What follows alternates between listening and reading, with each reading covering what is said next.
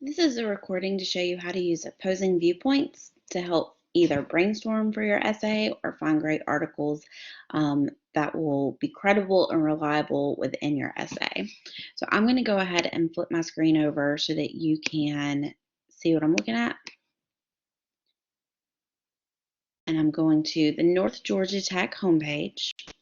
You're going to go to the library resource page. So under current students, you're going to scroll down to quick links and hit library resources.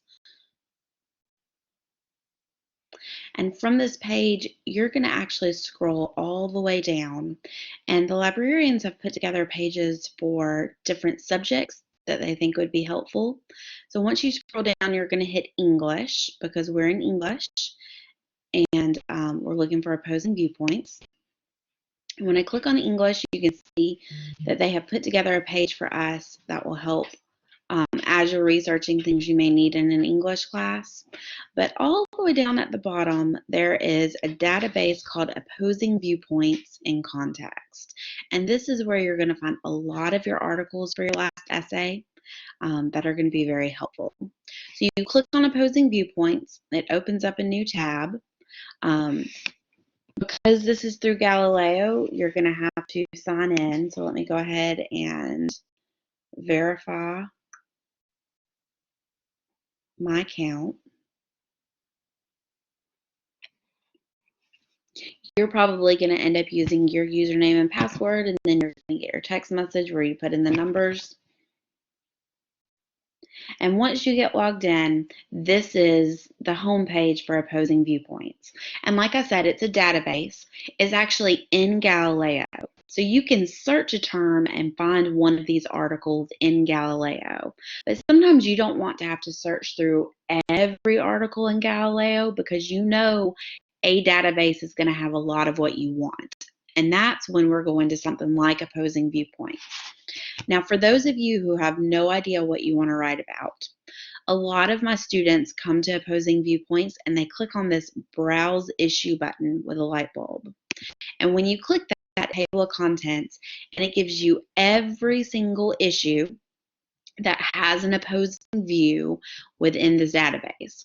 So a lot of people find this page very helpful for picking a subject. And let's say that you want to write an article about animal rights, and you're going to argue whether something is right or wrong within animal rights. Well, if you click on the subject, you get a brief overview, so you can kind of see what the two different sides of the argument are, and then look at all of these articles. You've got 74 academic journals, you've got 56 images, you have 168 magazines, and so a lot of you are going to find your research all here because it's there. You just have to go through, look at it, and pull what you want. But I'm going to go ahead and pull a magazine article to show you one more feature. Once you're here, you're going to find where they have all of the articles sorted by what they claim is relevance, and you can go through and figure out which ones are helpful for you and could be used in your paper. But if we wanted to click on this first one, where we're talking about gorillas and we're talking about zoos, just because you're using opposing viewpoints doesn't take away those great features that you have started using from Galileo. Here you see the article, and you can read through it. You can send it to yourself, you can download it, you can print it, you can grab the hyperlink, so it will always link you right back to this article. Those are going to be great things as you're trying to sort through what sources to use or not use. There's a highlight note feature. I haven't personally used that before, but it might be worth trying out and seeing if it's helpful for you. But the last thing I want you to see is this cite button. When you click the cite button, you want to make sure that you're under MLA because that's what we use, Modern Language Association. And then you can select that cite and paste it wherever you need, whether it is your progress report or an outline or a paper. There is your works cited reference, including the access date of when you pulled it.